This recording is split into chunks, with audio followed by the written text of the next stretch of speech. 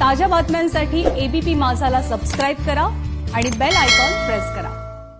दार उघड देवा अशी हाक देत भाजपचे आध्यात्मिक आघाडीकडून आज राज्यव्यापी आंदोलन करण्यात येत आहे। राज्य सरकारने सोशल डिस्टन्सिंग आणि सर्व ती खबरदारी घेऊन मंदिरं खुली करावी अशी मागणी या आंदोलकांकडून करण्यात येते आहे।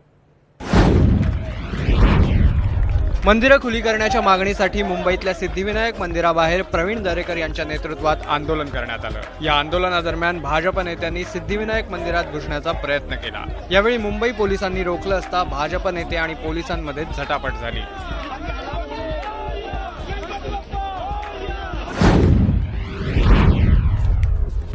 शिर्डीच्या साई मंदिरासमोरही भाजपच्या आध्यात्मिक आघाडीचे प्रमुख आचार्य तुषार भोसलेंनी 8 साधू महंतांसोबत लाक्षणिक उपोषणाला सुरुवात केली। यावेळी भाजप प्रदेशाध्यक्ष चंद्रकांत पाटीलही आंदोलनात सहभागी झाले होते। पुणे शहराचं ग्रामदैवत असलेल्या तांबडी जोगेश्वरी मंदिराबाहेर विविध वाद्यांचा गजर करत गिरीश बापटांच्या नेतृत्वाखाली भाजपतर्फे आंदोलन करण्यात आलं।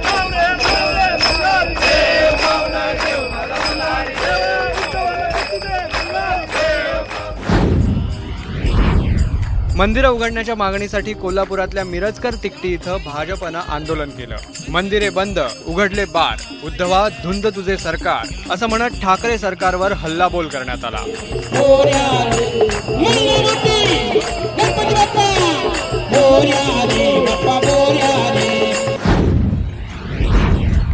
नागपूर वर्धा रोडवरील प्रसिद्ध साई मंदिरासमोर चंद्रशेखर बावनकुळे आणि आमदार प्रवीण दटकेंच्या नेतृत्वात आंदोलन करण्यात आलं। नवरात्रीपूर्वी मंदिरे उघडली नाहीत तर आंदोलन तीव्र करण्याचा इशाराही देण्यात आला।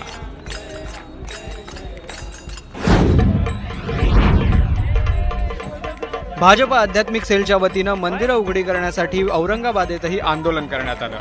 शहरातील गजानन महाराज मंदिर चौकामध्ये भाजपचे कार्यकर्ते एकत्र आले। यावेळी लोककलावंतही उपस्थित होते।